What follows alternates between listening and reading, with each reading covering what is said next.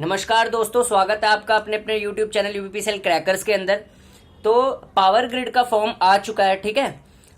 तो क्या होता है, कल से भरना शुरू हो जाएगा।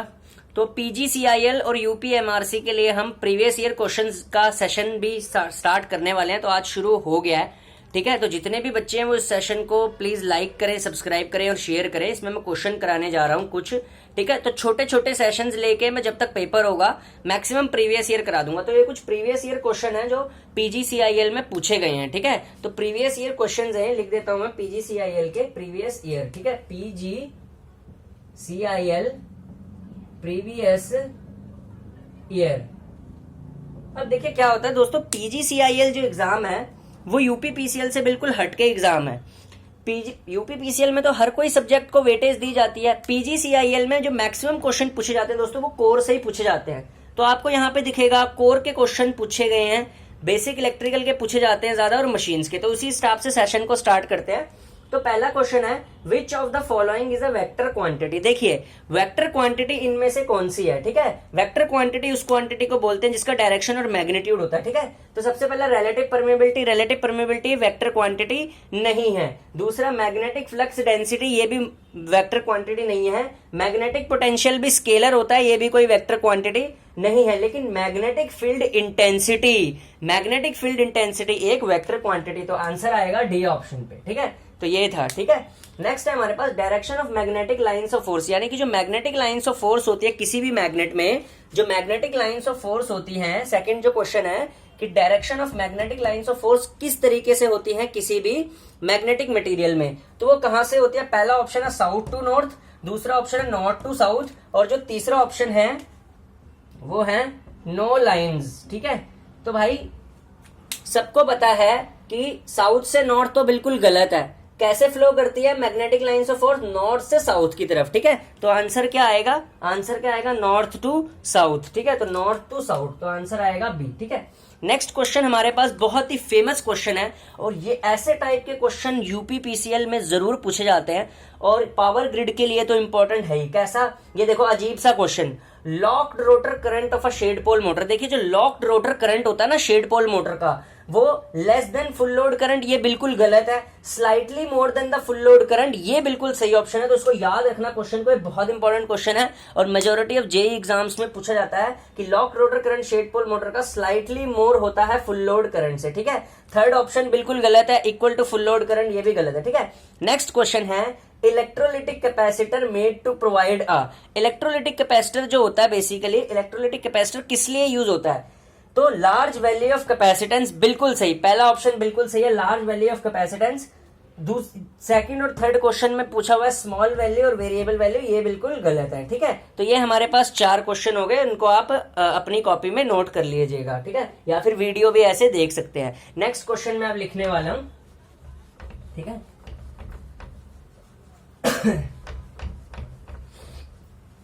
बहुत ही अच्छे क्वेश्चन है, क्योंकि पावर ग्रिड बेसिकली ना कोर पे ज्यादा ध्यान देता है, नाम ही है पावर ग्रिड, ठीक है। तो इसी तरीके के प्रीवियस ईयर क्वेश्चन है इसके, ठीक है। नेक्स्ट क्वेश्चन है आपका,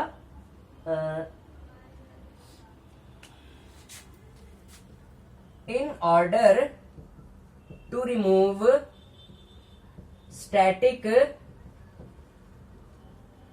इलेक्ट्रिसिटी फ्रॉम मशीनरी, ठीक है। In order to remove static electricity from machinery, A option है construct insulating cables, ठीक है। B ground the framework, ठीक है। See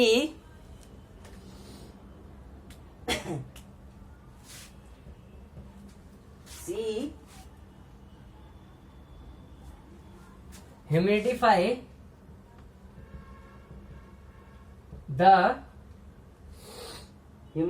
the surrounding. अब जरा इस क्वेश्चन को ध्यान से देखो, ये पूछ रहा है in order to remove static electricity from machinery. किसी भी मशीनरी से अगर आपको स्टैटिक इलेक्ट्रिसिटी रिमूव करनी है तो इसने ऑप्शन दे रखे हैं कंस्ट्रक्ट इंसुलेटिंग केबल्स, ये बिल्कुल गलत है, ठीक है। ग्राउंड द फ्रेमवर्क, देखिए फ्रेमवर्क को आप ग्राउंड करेंगे तो उसकी जितनी स्टैटिक इलेक्ट्रिसिटी है ना मशीनरी की, वो रिमूव हो जाएगी, ठीक है। तो option B is the correct option, ठीक है। और ह्यूमिडिफाई द सराउंडिंग, ये तो बिल्कुल गलत है, ये तो कोई मैच ही नहीं करता, ठीक है। ह्यूमिडिफाई का कोई मतलब नहीं होता, ठीक है। Answer B is the correct option, ठीक है। नेक्स्ट क्वेश्चन पे चलते हैं।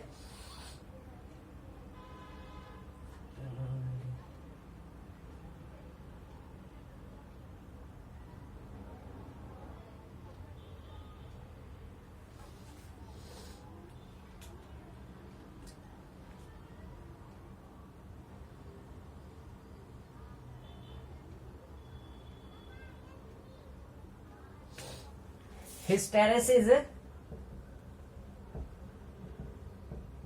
loss in a machine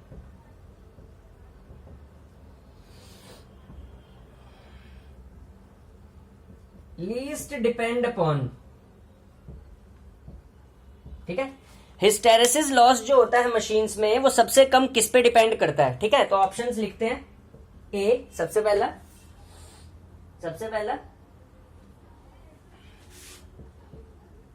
volume of material,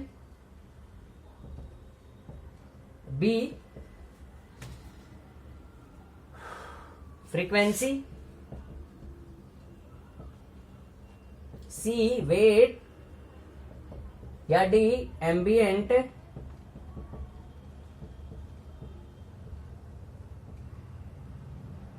temperature. अब जरा इसको ध्यान से देखिए, hysteresis loss in a machine least depend upon, ये नेक्स्ट क्वेश्चन है कि हिस्टेरेसिस लॉस जो होता है मशीन में वो सबसे कम किस पे डिपेंड करता है। तो हिस्टेरेसिस लॉस जो होता है मशीन्स के अंदर, हिस्टेरेसिस लॉस जो होता है वो देखिए वॉल्यूम ऑफ मटेरियल पे भी डिपेंड करता है, फ्रीक्वेंसी पे भी, लेकिन एम्बियंट टेम्परेचर पे बिल्कुल भी डिपेंड नहीं करता, ठीक है। लीस्ट डिपेंड, ठीक है। तो यहाँ पे डी ऑप्शन आएगा, ठीक है। कौन से वाला? डी, ये रहा एम्बियंट टेम्परेचर पे, ठीक है। तो यहाँ पे ये आएगा, ठीक है। नेक्स्ट क्वेश्चन है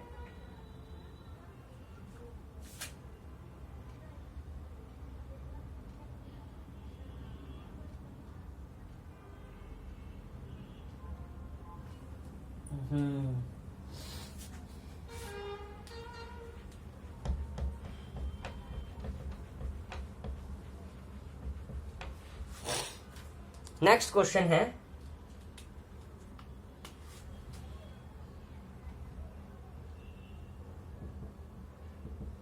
material having low retentivity are useful for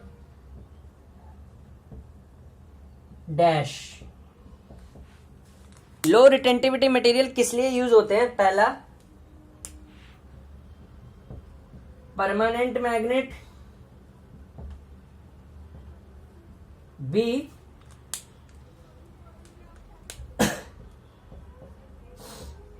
temporary magnet, या फिर सी ऑप्शन है हमारे पास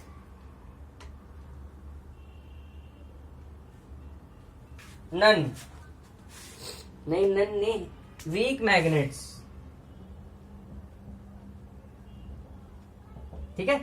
तो अब देखिए जो लो रिटेंटिविटी का क्या मतलब होता है, किसी भी मैग्नेटिक मटेरियल की मैग्नेटिज्म को रिटेन करने की यानी बचाए रखने की क्षमता को बोलते हैं रिटेंटिविटी। अगर लो रिटेंटिविटी होगी इसका मतलब मैग्नेटिक मटेरियल इतना अच्छा नहीं होगा। तो परमानेंट मैग्नेट तो हम उससे बना नहीं सकते, ठीक है। तो कैसा मैग्नेट बनाएंगे? जवाब दीजिए, कैसा मैग्नेट बनाएंगे? टेम्परेरी मैग्नेट बनाएंगे, ठीक है। तो ऑप्शन आएगा बी, ठीक है, टेम्परेरी मैग्नेट, ठीक है। तो याद रखिए materials having low retentivity are useful for making temporary magnet, ठीक है। नेक्स्ट क्वेश्चन पे चलते हैं।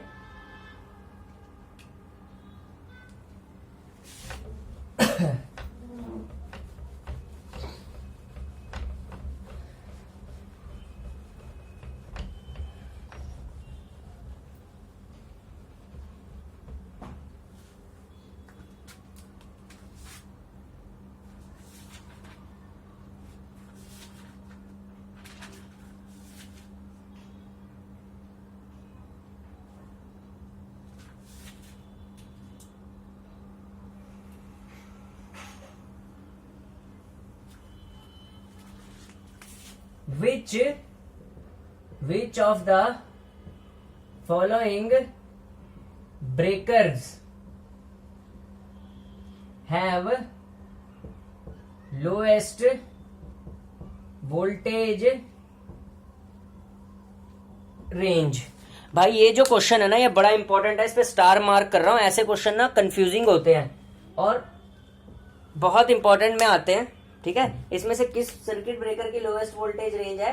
पहला SF6 की, दूसरा ईयर ब्लास्ट की, ठीक है, सी ईयर ब्रेक की, या फिर D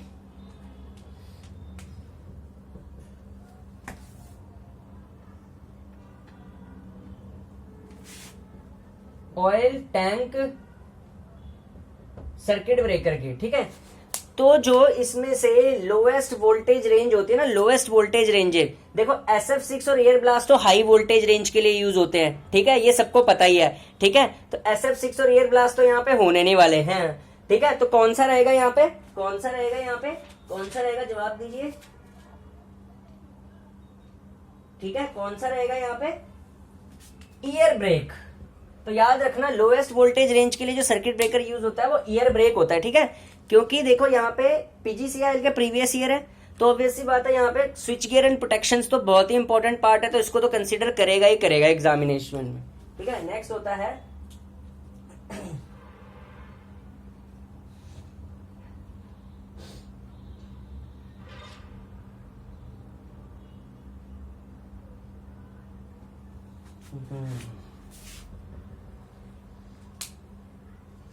rotor of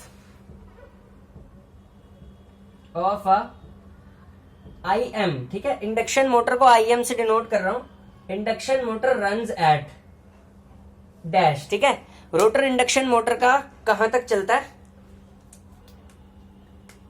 a synchronous speed, ठीक है, पहला ऑप्शन है सिंक्रोनस स्पीड। बी दूसरा ऑप्शन है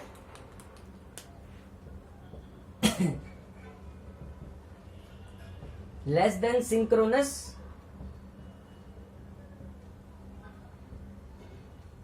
स्पीड। सी हायर देन सिंक्रोनस स्पीड, ठीक है। तो जो रोटर होता है इंडक्शन मोटर का, सबको पता है वो लेस देन सिंक्रोनस स्पीड पे चलता है, सिंक्रोनस स्पीड से कम तक, क्योंकि सिंक्रोनस स्पीड से कम चलेगा तभी तो उसमें स्लिप आती है। तो आंसर क्या आएगा? Less than synchronous speed. हाँ, सिंक्रोनस मोटर पूछा होता, अगर यहाँ पे सिंक्रोनस मोटर पूछा होता तब सिंक्रोनस स्पीड आता, ठीक है। लेकिन इंडक्शन मोटर में सबको पता है लेस देन सिंक्रोनस स्पीड पे रोटर मूव करता है, ठीक है। नेक्स्ट होता है हमारे पास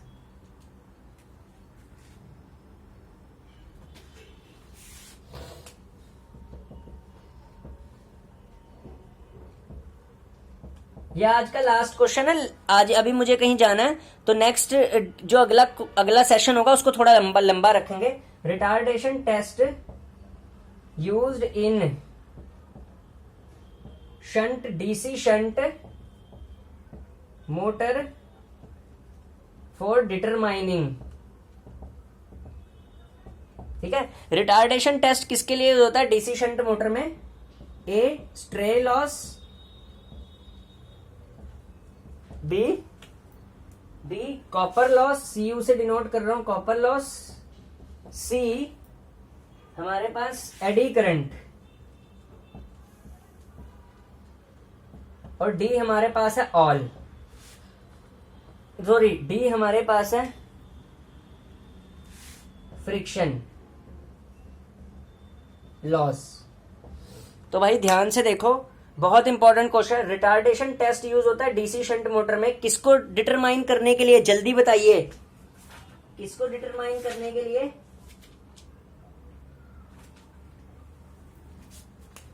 स्ट्रे लॉसेस के लिए, ठीक है। ए ऑप्शन आएगा। रिटार्डेशन टेस्ट किस लिए यूज होता है? स्ट्रे लॉसेस के लिए, ठीक है। तो आज के लिए इतना ही, ठीक है। अगर आपको सेशन अच्छा लगा है तो लाइक करिए और पढ़ते रहिए, एक ना एक दिन आप जरूर सिलेक्ट होंगे। Thank you.